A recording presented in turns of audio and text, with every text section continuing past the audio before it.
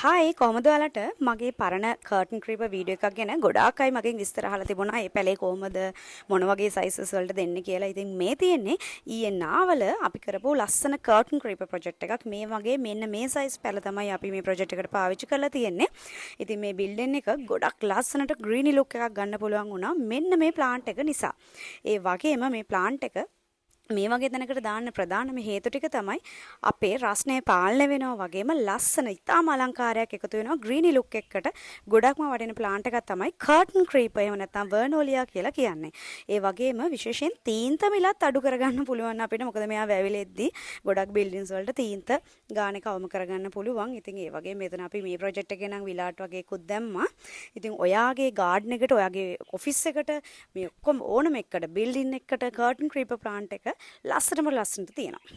එහෙම මේ වගේ තවත් ලස්සන වීඩියෝ බලන්න අපිව සබ්ස්ක්‍රයිබ් කරලා තියාගන්න. හායි කොහමද ඔයාලට මගේ පරණ කර්ටන් ක්‍රීපර් වීඩියෝ එකක් ගැන ගොඩාක් අය මගෙන් විස්තර අහලා තිබුණා. ඒ පැලේ කොහමද මොන වගේ සයිසස් වලට දෙන්නේ කියලා. ඉතින් මේ තියෙන්නේ ඊයේ නාවල අපි කරපු ලස්සන කර්ටන් ක්‍රීපර් ප්‍රොජෙක්ට් එකක්. මේ වගේ මෙන්න මේ සයිස් පැල තමයි අපි මේ ප්‍රොජෙක්ට් එකට පාවිච්චි කරලා තියෙන්නේ. ඉතින් මේ බිල්ඩින් එක ගොඩක් ලස්සනට ග්‍රීනි ලුක් එකක් ගන්න පුළුවන් වුණා මෙන්න මේ ප්ලාන්ට් එක නිසා. ඒ වගේම මේ ප්ලාන්ට් එක මේ වගේ තැනකට දාන්න ප්‍රධානම හේතු ටික තමයි අපේ රස්නේ පාලනය වෙනවා වගේම ලස්සන ඉතාම අලංකාරයක් එකතු වෙනවා ග්‍රීනි ලුක් එකකට ගොඩක්ම වටින ප්ලාන්ට් එකක් තමයි කර්ටන් ක්‍රීපර් එහෙම නැත්නම් වර්නෝලියා කියලා කියන්නේ. ඒ වගේම විශේෂයෙන් තීන්ත මිලත් අඩු කරගන්න පුළුවන් අපිට. මොකද මෙයා වැවිලෙද්දී ගොඩක් බිල්ඩින්ස් වලට තීන්ත ගානේ කවම කරගන්න පුළුවන්. ඉතින් ඒ වගේ මෙතන අපි මේ ප්‍රොජෙක්ට් එකේ නම් විලාට් වගේකුත් දැම්මා.